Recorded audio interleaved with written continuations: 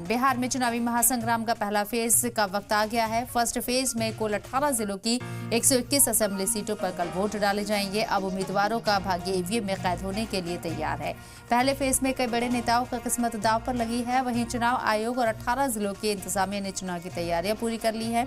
चुनावी अफसरान और बीएलओ अपने अपने बूथ के लिए रवाना हो चुके हैं। सभी को ईवीएम मशीन और वीवीपैट देकर अपने अपने बूथ के लिए रवाना किया गया।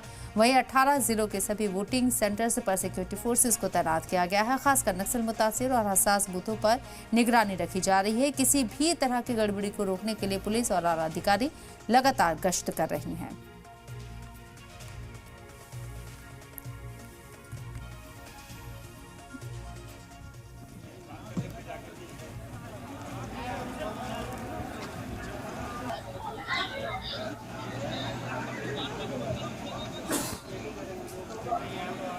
कितना जाएगी?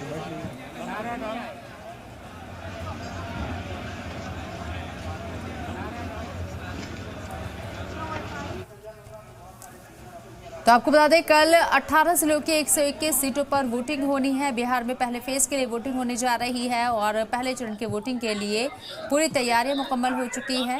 बीएलओ को और बूथ लेवल ऑफिसर्स को सेंटर्स पर भेज दिया गया है, रवाना कर दिया गया है। कल सुबह से ही वोटिंग का अमल सुबह 7 बजे से शुरू हो जाएगा और ऐसे में पूरी तैयारी मुकम्मल की गई। हसास इलाकों पर खास चौकसी बरती जा रही है।